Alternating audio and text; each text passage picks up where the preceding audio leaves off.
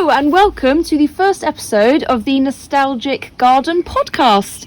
I'm Emma and I'm joined by my wonderful mother, Caroline Tatham. We're both very excited, aren't we, today? Because this is obviously the first ever podcast episode. So what this podcast is about is we're going to sit in a different area of our 9-acre English garden, which has been beautifully designed and put together, if that's the right word, by my wonderful mother, Caroline, who is too kind. an artist, but also a garden designer, and a very good one at that. So yeah, we're going to sit in a different part of the garden, which is my childhood garden. Moved here when I was like 3 or something, so it's all I can remember. And we're just going to discuss the beautiful nature and garden around us, and I'll share some anecdotes of my nostalgic memories, and Mum might chat a bit about art and some maybe garden or planting design. You try and stop me talking about gardening. It's not possible. And I think the other thing we're going to do is you, brilliant, amazing photographer that you are going to take some photos. Yes, thank you. Each time we do a podcast of where we're sat. Yes. Because it's a curious thing, in a way, to be just talking about something that's so visual. Yeah, absolutely. But I'm hoping the noises and the sounds kind of captures the atmosphere. Definitely. Because this is such an atmospheric garden. We're so lucky to be living here. Definitely. There's all kinds of energy lines running through it, and an amazing history of there having been a monastery here and a nunnery and all kinds of fabulous things. It burnt down in... No, when did it burn down? Well, it did burn down, you're quite right. I think that was after the tsunami that happened. And I ain't no historian, but we're pretty close to the River Severn. Yes. Which is one of the longest rivers in the country. And we're lucky that we're right on the estuary, right near the estuary, I should say. Which is a great thing until you get a tsunami. And then it's suddenly not so good. Such a great thing. Because the amazing thing is the estuary there, the Bristol Channel, which just blows my mind to think it's the second most tidal body of water on the planet. It's amazing. I don't believe that. I know. And we've got it just down the road. It's incredible. It is. So I'm sure that contributed. But I believe it was 1603-4, that sort of time. Mm-hmm. And there was a pretty big monastery here on the site. An enormous tidal wave, tsunami style, swept right up to way beyond our house, up to where the motorway is now, the M5, and swept everything away in its path, which must have been just unbelievably terrifying. You can't imagine. And so everything was washed away, but certain aspects remain. So we have, on another occasion, it's not where we're sitting today, but another one, I'm looking forward to doing a podcast from our stew pond. Yes, I thought Maybe you not might in mention the that. stew pond. Well, we do have is it a canoe? No. It's just a rowing boat. Rowing boat, I couldn't think of the word. It's pretty low tech, but it floats, or last time we tried it. Yeah, that's true. So yes, and that's a remnant from when the monastery was here, and it's where the monks raise their fish. Oh, of course. The table. Fish on Fridays. Yes, because they were very strict vegetarians, but they reclassified fish as a vegetable on a Friday. I love it. I am vegetarian, but the full kind. No fish for you on a Friday. No. So we have got bits and bobs, and in fact, where we're sat right now in this podcast, or for this podcast, we're just outside our back door of the house. The house was built in 1695. Yeah. So it just sort of scrapes in to the 1600s. And it blows my mind to think that people who built this house will have remembered the Great Fire of London, which is amazing, because I believe that was 1666. Wow. I'm sounding like I know anything at all about history, but I certainly do not. I know even less.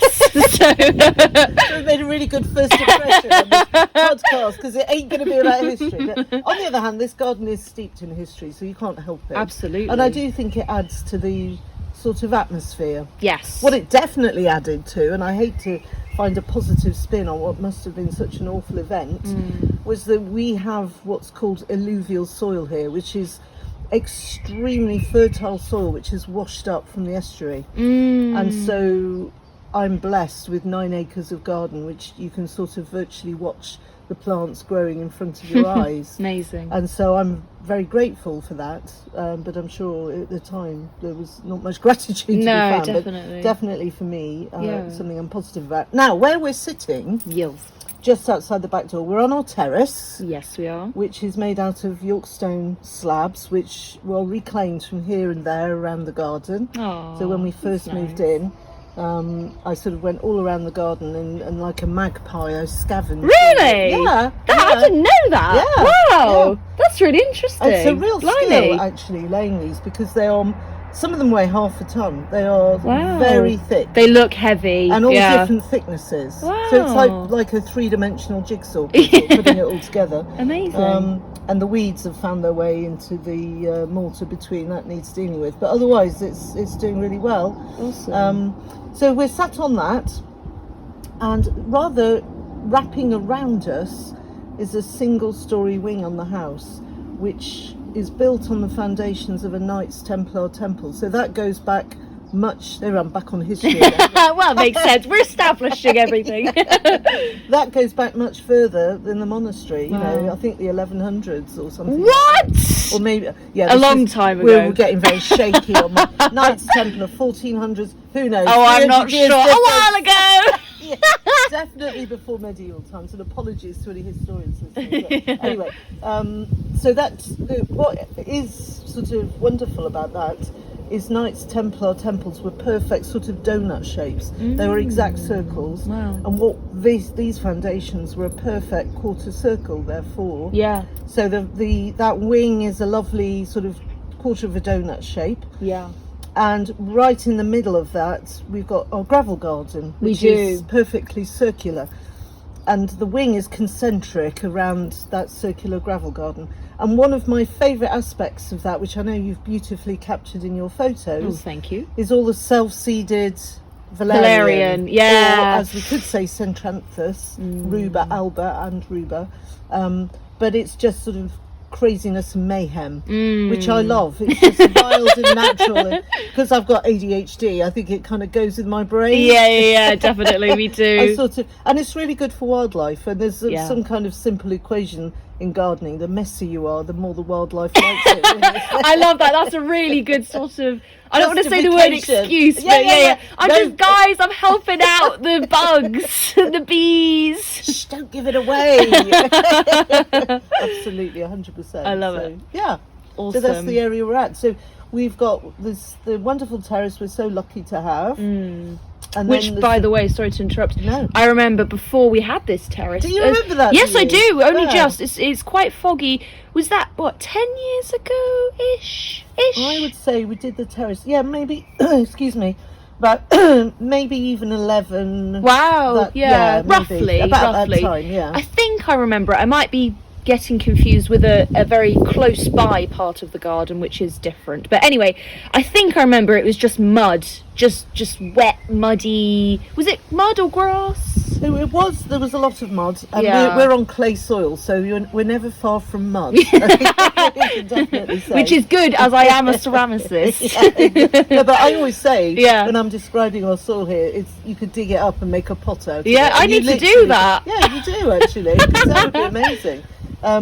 So no, there was something down. It was quite muddy. Oh, okay. It was very muddy. Yeah. But there was some sort of concrete slabs down. Oh right. I've such an which- awful memory. No, it doesn't. Oh gosh, you were 3, so I don't think many people remember that clearly. But there was mud as well, for sure, a lot Yeah. of it. So Awesome.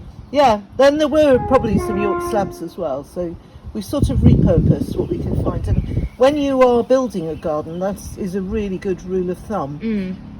It's just really good in terms of having a less impact on your environment. That makes sense, doesn't Yeah, it? just reuse what you've got. Yeah. Not only does it save money, it sort of reduces the stress to the local environment. That And, makes sense. yeah, it sort of saves money in 2 ways. Obviously, you don't have to buy the new materials, but actually, when you are building a garden, it's becoming increasingly expensive to throw things away. And Yeah. that is right, really, because it does have a big impact on the environment. So by repurposing things, you're not putting them into landfill. Makes sense, You doesn't know, it? so it's a sort of double whammy. So we definitely did that here. Even the concrete slabs they've found a use in, you know, sort of various bits of the garden that Love are it. more functional than perhaps showy. But it's kind of nice to have your terrace right outside your house. Oh, It's definitely, smarter, isn't it? definitely. Yeah. By the way, sorry to interrupt. You may have, our lovely viewers may have heard there was a train which passed by just a moment ago.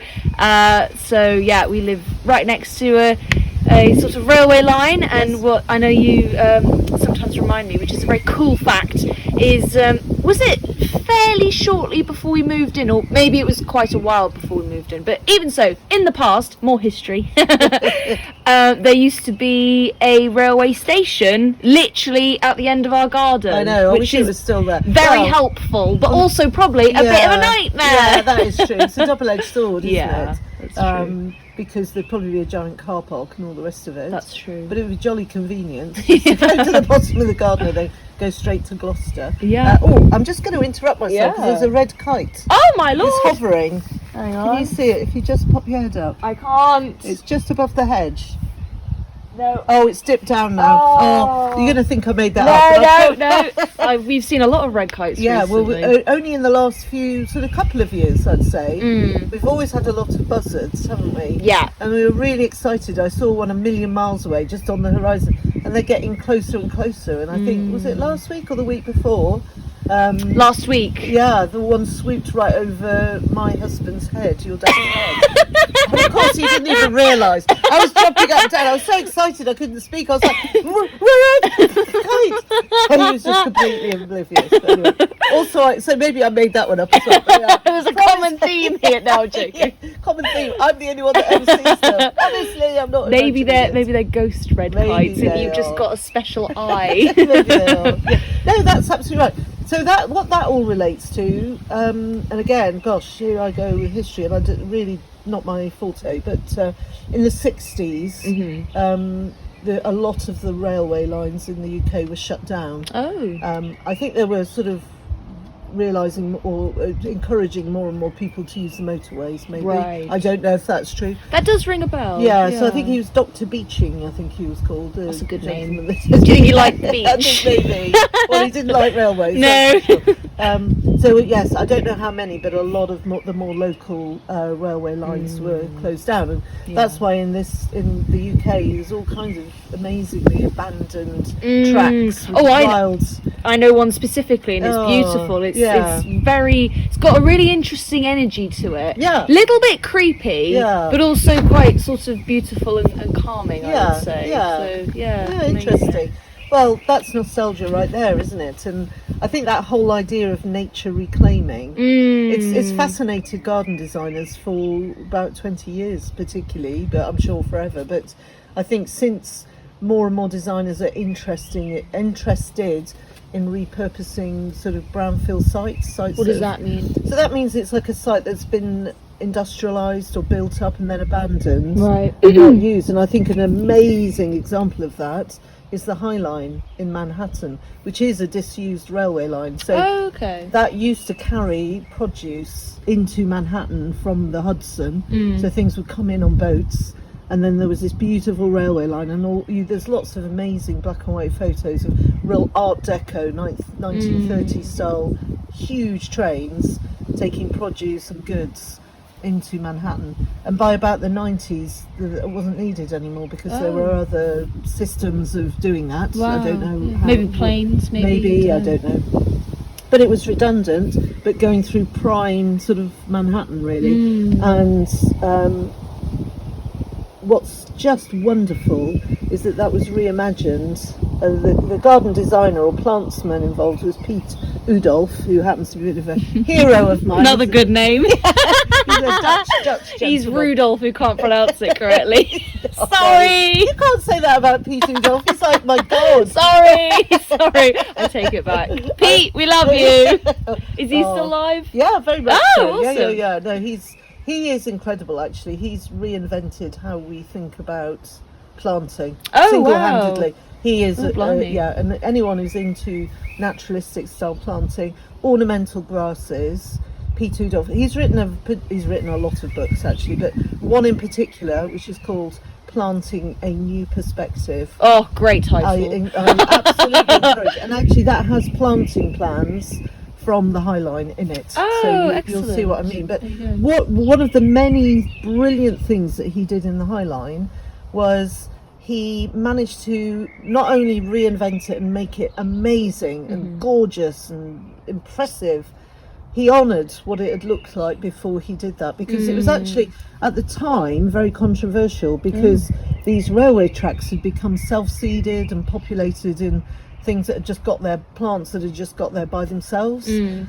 it was really popular in people living around there. Because imagine if you were living in a small flat or working in a small office in Manhattan, and you're looking onto this railway track which has turned itself into a meadow. Beautiful. Wow. And then you hear someone's going to rip it all out. Yeah. I would have been right at the front of the protest march. Don't! Not knowing that I was about to get the best garden ever created in the last 100 years, wow. which is what I would say, or certainly the most influential. Amazing. And wow. it has changed really so many perspectives on garden design, and that is just a really neat example of a brownfield site. And I love that. I love it when somebody can reimagine something Even to be better. beyond what the sort of, I think that's what design can do for people. It's magic, you know. And I think another example of that close to us is Gloucester Services. Oh my god, I know. absolutely love Gloucester Yeah, Services. it's such a cool place, and it's a joy to be there. And, Yeah. you know, I grew up with horrible, smelly, plasticky, grimy, you know, service stations. With wee on the floor. Yeah, exactly. God knows what on the floor. And that's, you know, just people accepted that. Oh, you know, motorway service stations, they're functional, but they're never going to be anything brilliant. And Yeah. that's how they were, because the sort of collective agreement was that's what they were. Yeah. And then somebody came along and thought, no, I'm going to reinvent that. I'm going to make them beautiful. Was it Rudolph again? Stop He's being so Rudolph! Listen, you're going to get me in He's trouble. so prolific. It was not Udolph. Mr. Udolph. Pete. Sorry, I didn't do that on purpose. Udolph. Udolph. Wonderfully Dutch sort of name. But Awesome. anyway, speaking of railway lines, I'm going to go back to what we were just talking about, which is the one that's at the bottom of our garden, and quite near that medieval stew pond, isn't it? Yes, it is. About.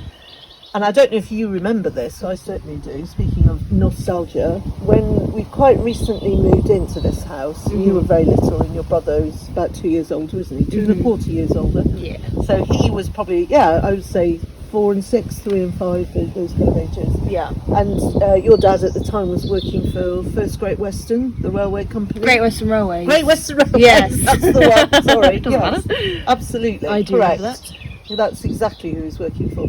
And so he used to get the train home to probably Cannon Dursley and then drive back from there, which is our closest station. But we used to go down to the bottom of the garden and wave at the train. I think I remember that. I remember waving to someone. I don't know who that was. No. I can't remember if I'm. You were very I don't little. think I can remember. I think what I can remember is waving you off when you featured on the Ranganation just before COVID, like 2018, probably 2019. I think Dad took at least me and my brother Adam, and I remember waving you off there, and I remember greeting you there as well. Oh, that's nice So there you memory. go. No, I think I was trying to reenact the Railway Children. I don't know if you've ever seen that film. Oh, I'm afraid. But there's like, I don't think I quite like that. No, I'm I think sorry. you did. No, I think I I don't find blame it quite you. dull and boring. Sorry. Well, remember I grew up in the 60s and 70s where, you know, any film was fascinating. We didn't have a great deal else, but Yeah. I did like the Railway Children. Jenny Agutter was the actress of that, and famously they would wave the dad who disappeared under shady circumstances, and I think he went to prison. But then was found innocent, something like It's that. not a real story, is it? I don't know actually. Good question. I honestly don't know. It's certainly a good story. Whether it's a real good story, I don't know. And the mum and the children had to go and live and sort of live in quite straitened circumstances. They would have said at the time, not much money and make it, but they had love and they had each other. You know, it's Very Little House on the Prairie, exactly. which I do love. I love all that. I do. And then at the end, he gets released. and there's this really famous scene which is sort of imprinted in my memory, where they go to meet him on the train, and there's just all this smoke and steam, of course. It was set in Steam engine? It was set in that time. I neglected to say that. It was a sort of Victorian times, that kind of thing. What year is that? We're back in I don't know history. years! When people say Victorian time, I'm like, when is that? So When kind is of that? late 1800s I think she may have died in 1905. But Okay. don't quote me on that. We've got to get back onto gardening, because I do know about that. But anyway, this misty scene at the end where they're impatiently hoping to see him from the train, and it's all misty and smoky and they can't see anything, and then gradually this figure is revealed, I think in a top hat. Ooh, love it. That in my head it's that, it might not really be that, but very Victorian looking, very sort of smart looking gentleman. Yeah. And then Jenny Agutter, who's the eldest daughter, I believe, she just shouts, "Daddy, my daddy!" and goes, "Oh, I'm getting choked up just thinking about it." And she just goes running to him. And I think when I had you next to the noisy, smelly That's what you had in your head. railway track with an electric train going, or a diesel train going, eh, eh. In my head, that's what I was seeing. So, I don't think I've seen that scene. I may have seen like images of it, but I can definitely imagine that, like the drama of him being revealed by the scene. I can see that in my head. So that for me, that is nostalgic for me as well. That's beautiful. Yeah. I think we try and do that with our children, is when something's nostalgic for us, we want to share it, and you can't exactly, because life's a very different place, isn't it? Well, the fundamentals remain, love, That's true. and care, and that's the same, isn't it? We all go through, sorry to interrupt, similar sort of things when we grow up. We all learn how to read, well, us dyslexics not so much, but we try to read. I'm still working on that one, for Me sure. too as well. By the way, a bee just flew past my face about 3 millimeters away, just past my eyes. That was nice. It just said, "Notice me." Well, you got a shout out. He wants to be on the podcast, so thank you to that bee. Well, I can see another little bee on your knee. Bee on my knee. Oh, I don't know if the viewers heard, but if you heard a little clickety clack noise. Oh, speaking of trains, that was our lovely little dog Milo, who is one of 3. I hate to say it, don't tell the others. He is my favourite, which I shouldn't say, but I love him. He is a lovely little 5.5-year-old. Full pedigree, full bred, whatever, Chihuahua, and we have a half Chihuahua, half Jack Russell Lottie, who is very sweet, and we also have a golden retriever puppy who's about 1 year old now, called Maisie. So Milo is joining us today, and we think he might join us for most of our podcasts. Yes. So we'll see. He's usually not far behind. He's very good at sort of walking just in front of us, or being on our location, and then looking at us as if to say, "Stop following me." But he always appears. He always And right appears. now he's praying. He's isn't he? stood up on his little back feet, and he's vertical, and he's literally praying with his front paws. It's very sweet. It's because I've got some treats. Yes. Give me the treat. So I'm going to give him a treat. Oh. I can't resist. It's that little face. I know. Go on then, Milo. Special boy. Good boy. Oh. Never says thank you. No. No manners. Yeah, so Well, this is one of my favourite parts of the garden, I will say. that's interesting. Why? Because of the plants featured.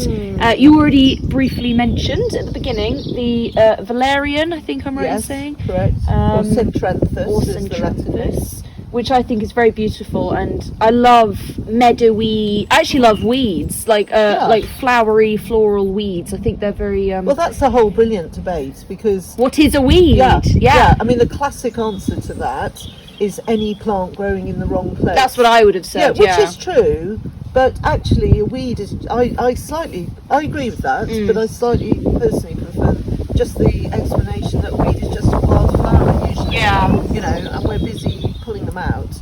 I'm very lucky, as I keep sort of mentioning with this garden, that there are parts of it that are really planted and managed in the traditional sense. So I'm doing the kind of maintenance that any gardener would recognise, pruning and weeding and all of that good stuff. And that is designed to prevent nature returning that, whichever bit of garden you're doing all of that good stuff to, sort of returning back to woodland, which is what nature will do, a bit like we were mentioning with the High Line. Left to its own devices, nature abhors a vacuum, and it will start to fill up that space. And there's something very technical, which might be a bit too technical, called Successional planting, right? No, is that different? It's related. Ah. So, well, that's a really good question. Successional planting is definitely a thing, and that is the idea that you can have interest in your planting all year round. Lots of people are confident about spring and summer, and they feel a bit nervous about their planting or that part of their garden looking attractive in the autumn and winter, but actually there's plenty of interest. The RHS do some really good books, published by Dall and Kindersley. And there's one called What Plant Where and another called What Plant When. And both of those I would highly recommend, actually. They're really useful for addressing that issue. But the successional planting in a designated planting area, like a border, is the idea that one thing takes over from another. So you have interest all year. The succession to a botanist, this is very sort of splitting hairs really, but succession to someone who's coming at it from a slightly more academic perspective, is what nature does when you clear out a vacuum. So it's very, very connected, because in a way that's what a border is. You go in a field and you take off the top turf, and you improve the soil, and you make a planting area, or wherever you're putting the planting. But if we were to do that, let's say we went into the lawn, and let's do a podcast from there another day. We could do it in the lawn, couldn't we? But let's imagine in our minds we go to the lawned area and we just mark out, say, 5 square meters, and then peel back the turf, and then we just grab a couple of chairs and we sit and watch it for 20 years. Let's do it right now. Sign me up. So when we finish, you would be... We've got a hot date for 20 years. No, I'd be nearly 80. Nearly 60? Blimey. Spring That chicken. would be nice. Well, you were nearly born on my 40th birthday. I was one day off. I was supposed to be born the day before, and then I was 2 days late. I was getting my stuff together. I was like, give me a minute. I've got to fix my hair. You took 2 days to be born. So that's quite a nostalgic thing. It was absolutely a joy, I can tell you. Is that quite rare? That is quite long, isn't it? No, it's not rare. It's more rare. No, I don't think it's rare at all. Oh, okay. A little bit more so for a second child, but my Adam, your brother, we had to have a section, which was not something. I say we. It was only me.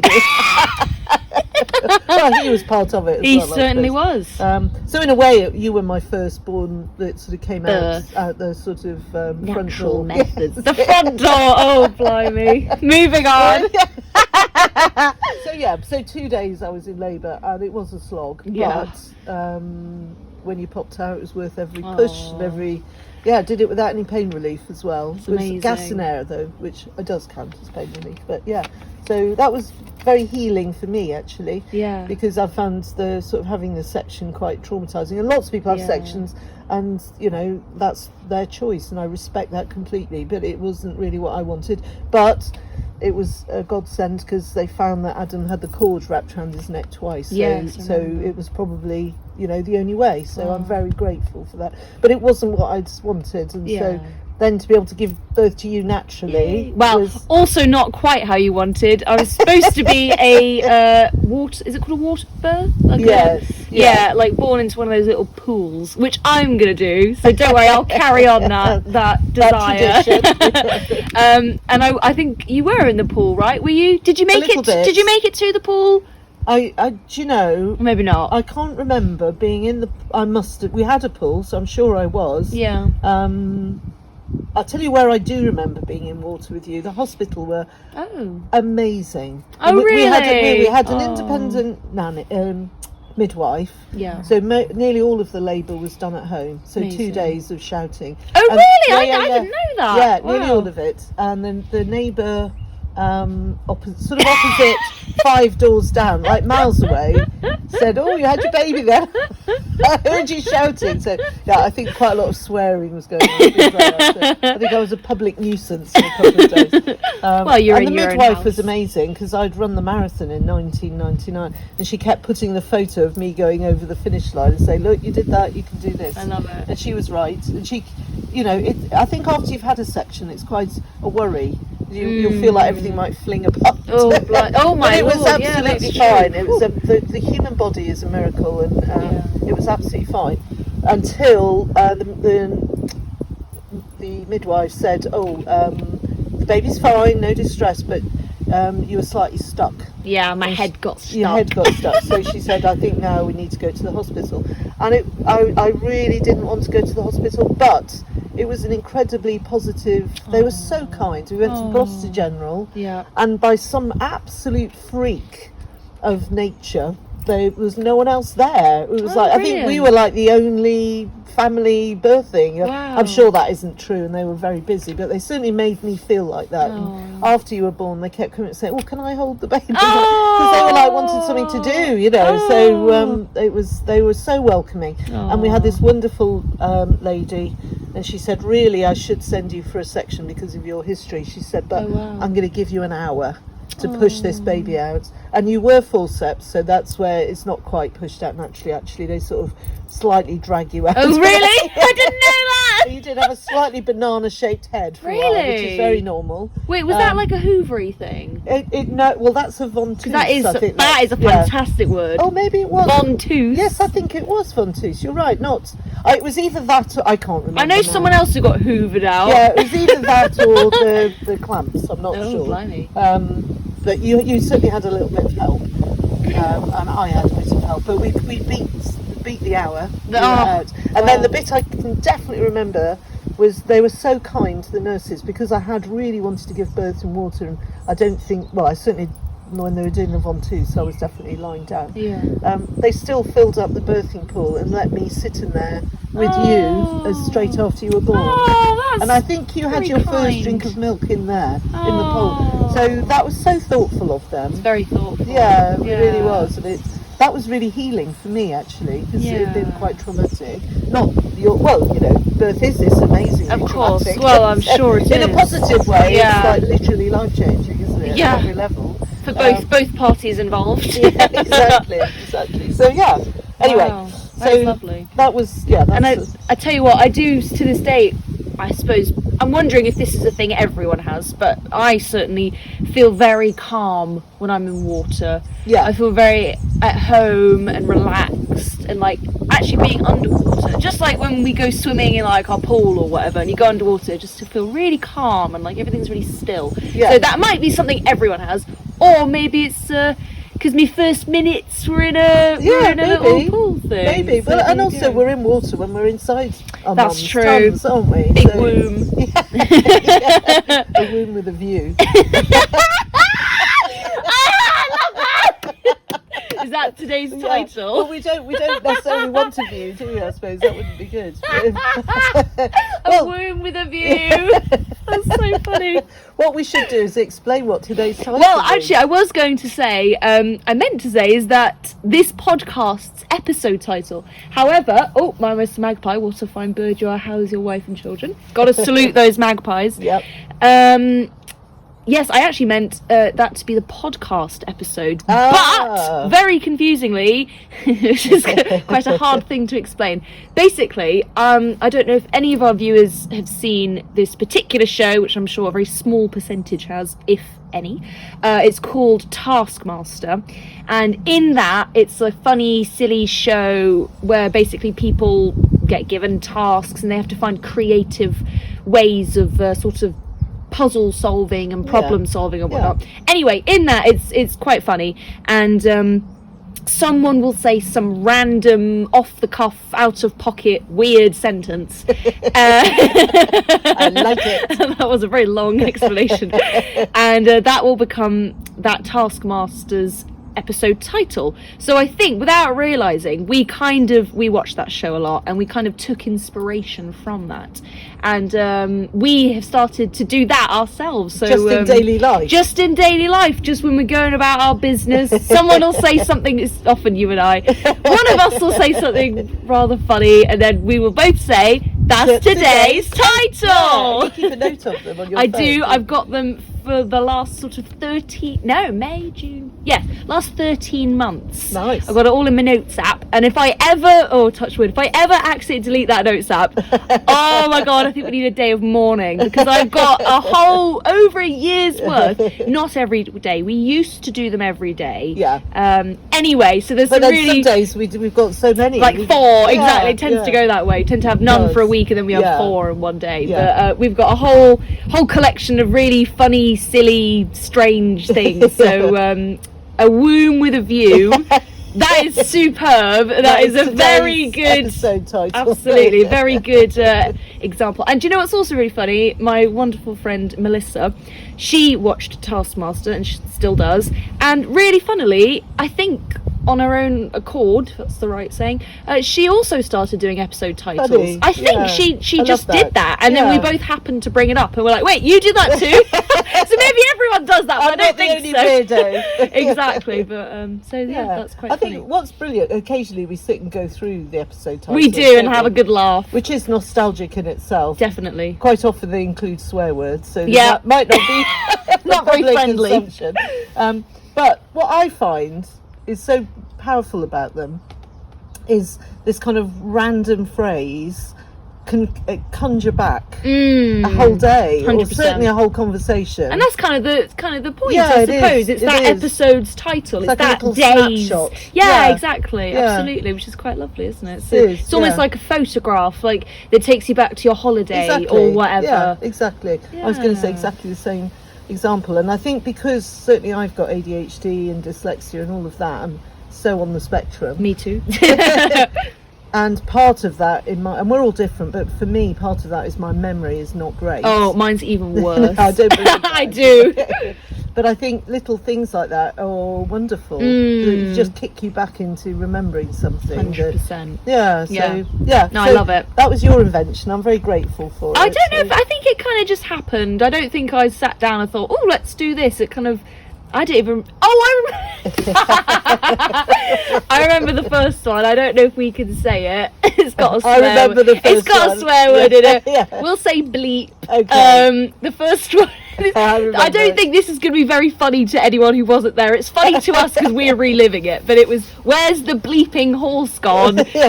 Because we were driving down to have a meeting actually with a local art course company thing provider and gallery. Yes, and we were trying to find it, and when we the place we were driving along, and when we were looking around we saw some horses in a field, and then they were my compass point. They were the compass point, and then one of them, I think we went round a corner or something, but not a very sharp corner, it just suddenly disappeared. To which I said, no, I said. Oh, did you? I said. I remember. Sorry. Apologies. Where's the bleeping horse gone? And I don't know why, but for some reason that started off episode titles, and we've been having a lot of fun. But just as you described that, just that one phrase evoked the memory of the whole chain of events. That whole story. That's a very good point. Yeah. Interesting. So there very you interesting. go. Now, can I do a really annoying mother thing? Yeah. And just sort of guide you to something, point something out. 3 times now. Oh no! Oh no! Oh no! And really, even more annoyingly, I've counted it. Oh no! Just using the word viewers. Yes. Which I think is really interesting. Oh dear! Because but on the other hand, it doesn't really matter, does it? Because I absolutely know what you mean, and they will too. There ain't much viewing going on. Listeners, yes, you're absolutely right. I have used the word viewers. That's all right. That's all right. That's a good point. Yeah. So they are listeners. You're quite right. But they can view pictures of the garden. Yes, absolutely. We're going to put one on our website. Yes. For the areas of the area we're sitting in right absolutely. Now. And then there'll be more we've got a little group on Facebook. Yes. Haven't we? Called Creative Space, which you can easily find if you search up our website, which is www.carolinetatumart.co.uk. And yes, on that website you can find our group, and just very quick explanation of that group. It's just a nice, friendly, judgment-free community where you can post your artworks or anything creative you're working on, and Mum can give some nice, friendly comments. Yeah, Just, and on the that. other thing I believe I'm right in saying, because I'm doing the art, Emma's very much the content creator. Yeah.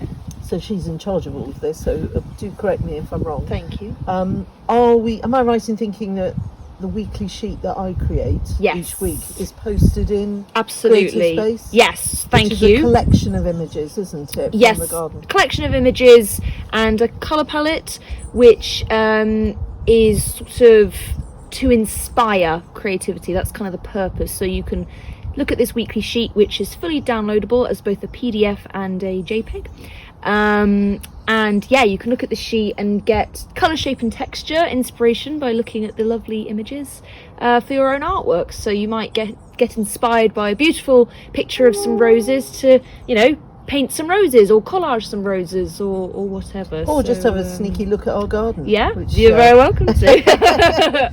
hopefully you've made it so fascinating by talking about it that you can't wait to see it. Absolutely. So yeah. Speaking of roses, Yes. I meant to say earlier, my other favourite part about this section of the garden, as I mentioned, the valerian or the Centranthus is definitely one of my faves because it's, as we said, wild and natural.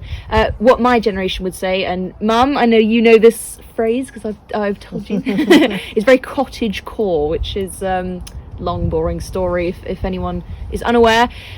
Cottage core is what's called like an aesthetic which came about during COVID time when everyone obviously was at home and in their gardens, and it's kind of romanticizing living a quiet, peaceful life. A bit like me and the railway children. Yes, very much. Absolutely. Similar energy. It's kind of the younger person's version of that. Yeah. It's more trendy. Without the old man and the beard.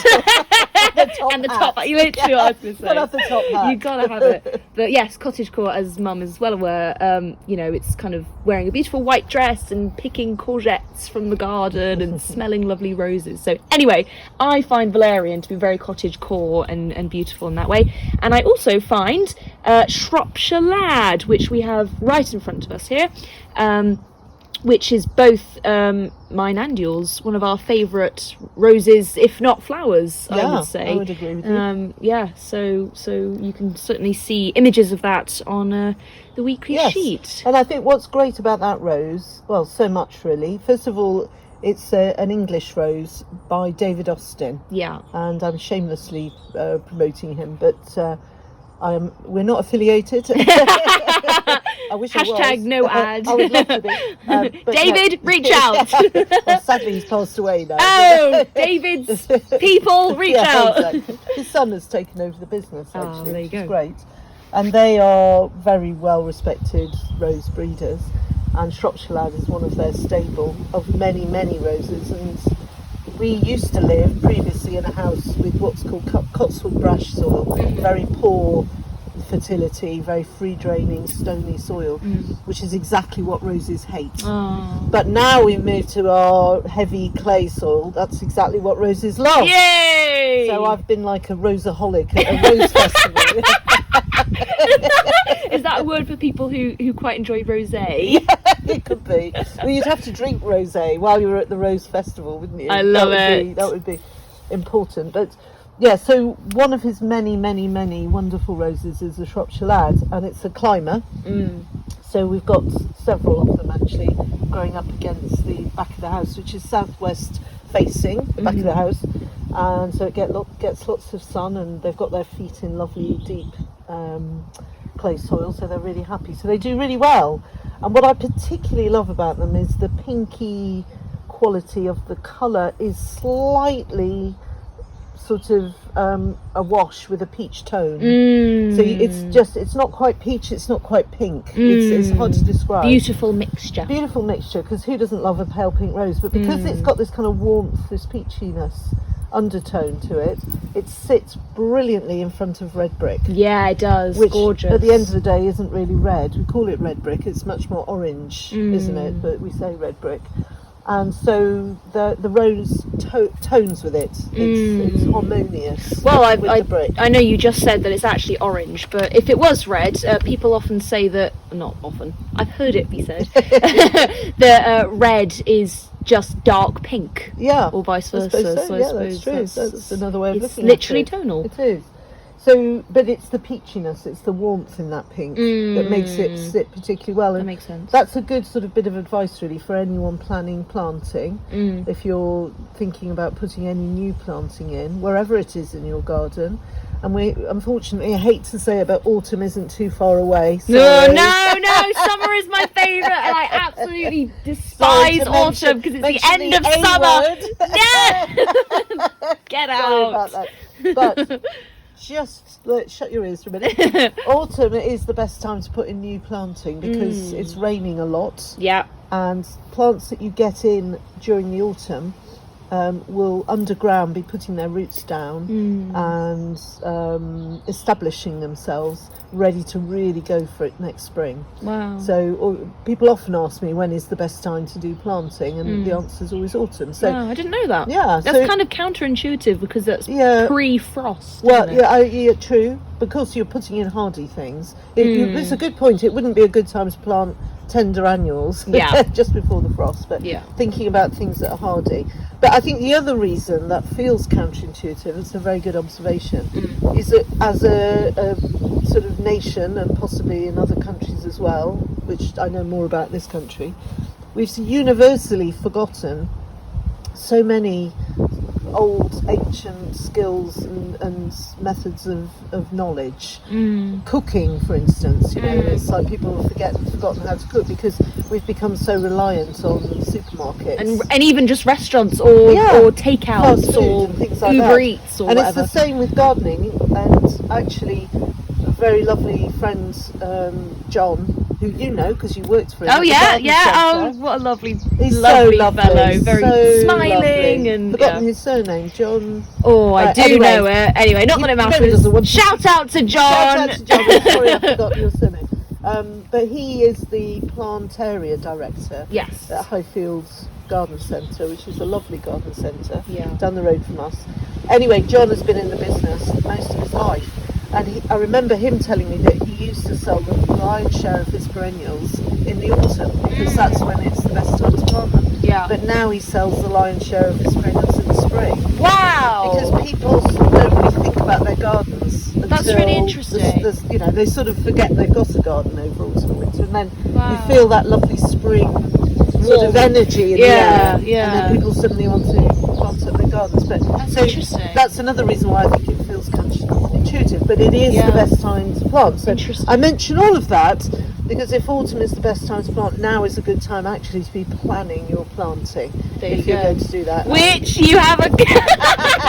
This was not planned, no. ironic, but you do have a course. We do. Called Yeah, exactly. But there are other places you can learn about planting. Yes, it doesn't absolutely. need to be from us. Because the bit maybe I haven't mentioned yet is I'm very lucky to run a business from home. So we're sitting here in our terrace at the back of the house, but we are literally a stone's throw from my school, which is the Cotswold Gardening School. Yes. And that's where we educate professional garden designers, but we also do shorter day courses and we do online courses. And I only mention that to say I am obsessed by gardens and planting, and it's been my job for 20 years, which is why I'm so delighted to be invited to talk about the garden. I'm really honoured. Thank you very much for joining me. No, thank you. It's a really good idea. Yeah. And I hope people enjoy listening to us rambling on. Yeah, I hope so as well. Yeah. Why not? And I think we haven't decided how often we're going to do it yet. No. We'll see how it goes. Yeah. But whichever week we do it, we'll always have the visuals to go with it. Absolutely. I think that's important so people can actually see. Yeah, what the hell we're talking about. Obviously we'll describe it so well. We will, you won't even need it, but it will be a bonus. And I'll tell you what, sorry to completely change the subject. No worries. Just one more thing on Shropshire Lad. Yeah. Is that my granddad, who has since passed, who is obviously your father, yes. he lived in Shropshire for the entirety of my life. So when I knew him, he lived in Shropshire. And he was a lad, not a child, but a bloke. So Shropshire Lad is, there you go, there's that word again, nostalgic. For me, because it reminds me of my granddad, as well as being a beautiful looking and smelling rose. And you're right, and thank you, because I meant to say that. That's also my intention of planting it, because I knew it would always remind me of him, and it does.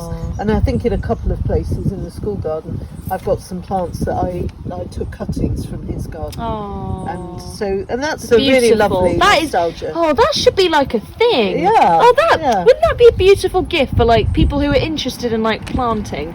You can kind of just like swap plants around. Is there like a disease worry? Could you like if you wanted to give someone a gift, like here's my good friend whoever, I'd like to gift you one of my roses from my garden, could you bring a disease from your garden? Technically yes, but I mean the antidote to all diseases with plants, or most diseases, some diseases are very virulent, like for instance box blight, which is a fungal infection, which is quite difficult to deal with, really. So that sort of thing, can be disastrous actually. If you bring in new box and it's got blight, and let's say you live in a historic garden with lots of ancient clipped box hedges, that can be bad news. But it's there's there are a few examples like that. In the main, you don't have to worry about it. And roses are another really good example of plants which for a long time were very susceptible to fungal infection, black spot. And it was always said you should never plant a rose where you've had a rose, because the fungal spores can live in the soil and all of that. But actually modern breeding, like the David Austin roses we talked about, have made that much less of an issue. So when you probably won't remember, but your granny's garden, which was beautiful before, in her first before house, she lived in Bath, she gardened in such a traditional way. So each plant had a big space around it, and there was always sort of empty soil underneath it. And it was like each plant could be enjoyed and admired as an individual specimen, and that was very of its time.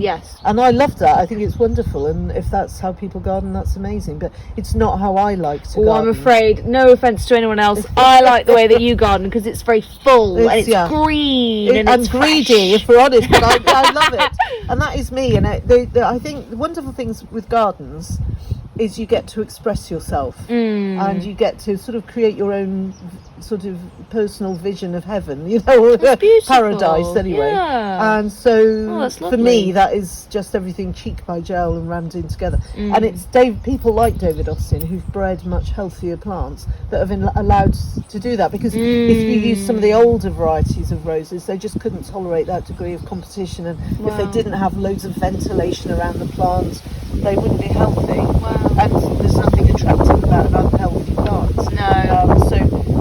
So that's an interesting segue. But generally speaking, other than notable exceptions like that, diseases in plants are best treated by making your plants healthy, making sure they've got enough light, enough moisture. So if it has a disease, can you counteract that then? Or is it kind of done for? There are lots of different diseases, so it depends on exactly what the disease was. But generally speaking, and I'm massively generalising here, but it's a good generalisation, that if you improve the immune system of the plant, just like humans. I was just about to say, actually, it's just like getting ill, isn't it? You're not like... Correct. You're less likely to catch that cold if your immune system, you have vitamin C and zinc or whatever. I'm definitely not a doctor.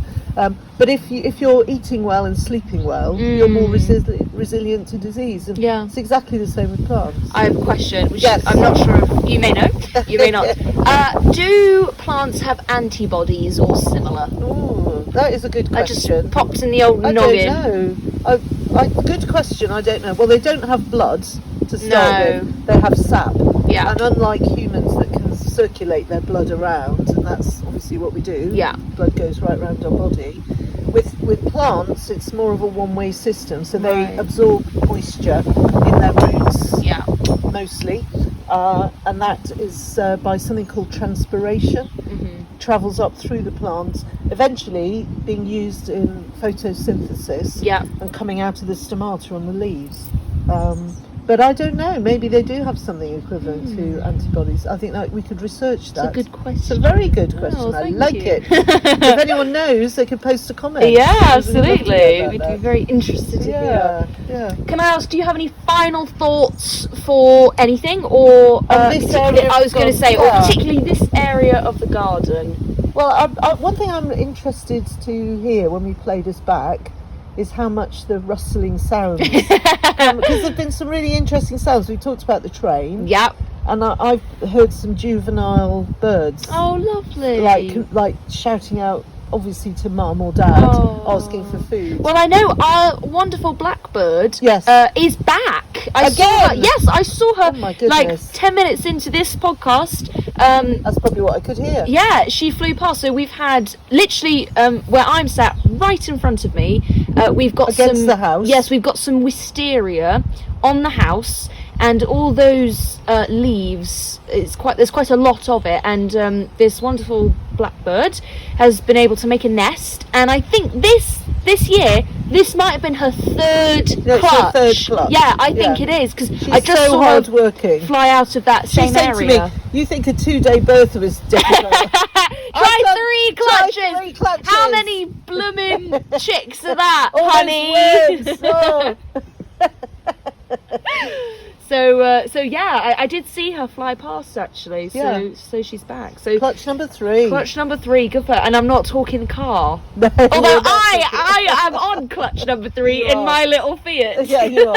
Blimey. Anyway. So thank you. No, I don't think there's probably a million things we could say, but I think we've sort of captured the highlights, I would say. Yeah. And maybe we'll come back to this bit of the garden again in the winter. That's when there's true. different things Yeah, I growing. like it. That's the joy of the garden. It changes every day. Yeah. So I can go around, look at some planting. I'm the kind of sad person that just can stare at planting. No, really it's lovely. enjoys looking at it. But particularly at this time of year, Yeah. as we get closer to the solstice, there's a lot of light. Oh, we've got ice cream truck Oh, going by. that's- Give me the ice cream, Mr. Whippy, please, with a flake. hang on. Anyway, just to end the podcast, off we go. Bye. Oh, no, You notice all the yeah, new like planting. each day, Yeah. like in the raised beds where we've got vegetables and cutting flowers. Literally, I think I harvested all the sweet peas yesterday, and then this morning I got another. What? Didn't I know? My That's lord. how fast things That's are growing. insane. And even in our beautiful polytunnel, which we will definitely at some point do a podcast On a rainy episode day. there. I was going to say, Mum very cleverly said, "Oh, let's save that one." I said, "That's a very good idea." In the beautiful polytunnel where we're growing so much delicious veg, cucumbers are my favourite. The cucumbers and the strawberries are super delicious. But it's amazing because you go in 1 week and it looks great, and then you go in 2 weeks later and it's like quadrupled in size. It's like, what? I know, particularly and in fact, on a day like today, which is lovely and warm, it's a bit unpleasant in there, isn't it? Yeah. It's quite humid. It's very, and very gets humid. really hot. So, Yeah. so I'm glad we're not in there today. But No, on a that's chilly- true actually. Maybe we should save that. Oh, bless you. Oh, excuse me. The pollen is getting to me, I Oh. think, which is fine. I don't actually have hay fever. I don't know why I said that. I was just a sneeze. I'm blaming the pollen is like, hey, that's really unfair. Giving us bad press. I just noticed Mum right now has a coffee mug with her. She's drinking her coffee, Yeah. and it has sweet peas on course it it. does. So there you go. There you go. We love our sweet We do. peas. We do. But yes, I also I'm sure not to the same extent as you, but I also notice all the lovely new life and growth and flowers and plants and everything in the garden, because I take photographs roughly every week, once a week, just great to have a bank of images for putting website pages together and doing mail outs and social media posts. So because of that, as you are well aware, I've done that for just over a year now. I've got exactly a year's worth and more actually of plants, which is fantastic, or photos of plants, so you can literally see how the garden is changing, and it's fantastic to look back. Like a good example, our I'll tell you what, next year at the beginning of spring we should certainly do a podcast episode by Fragrant Cloud in our front drive. Our cherry trees. I was about to say our cherry trees, which is my favourite blossom because it transitions from, I think, white to pink. Is that correct? Yeah, which is I can so never remember if fantastic. it's white to pink or I pink couldn't to remember white. either.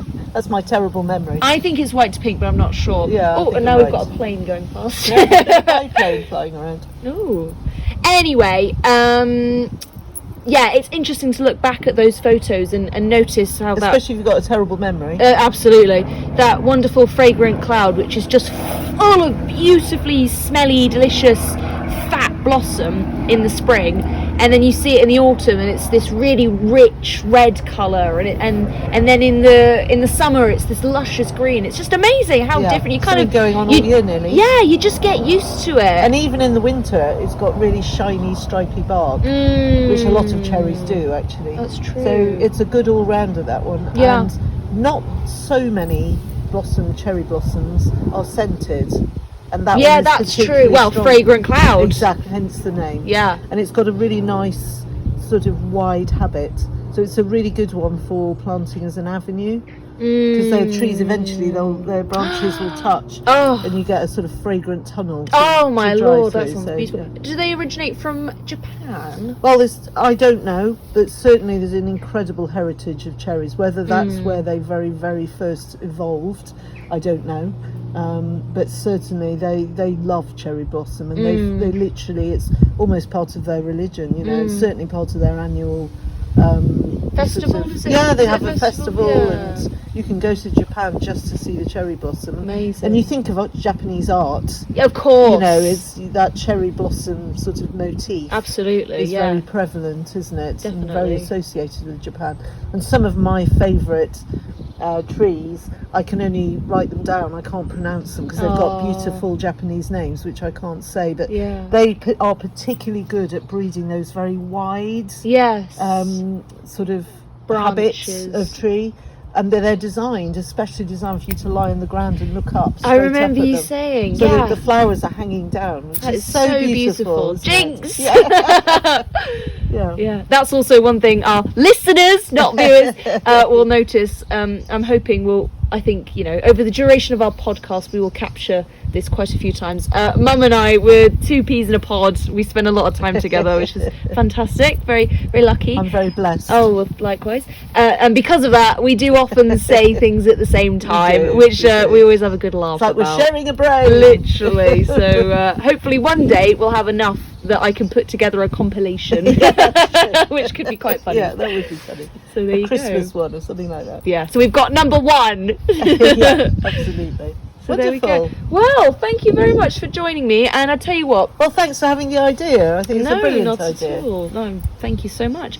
When we first sat down, I can't quite remember. Here's my crap memory. I think it was a little bit sunny, and then a couple minutes in, the sun went in, and it got a little bit chilly.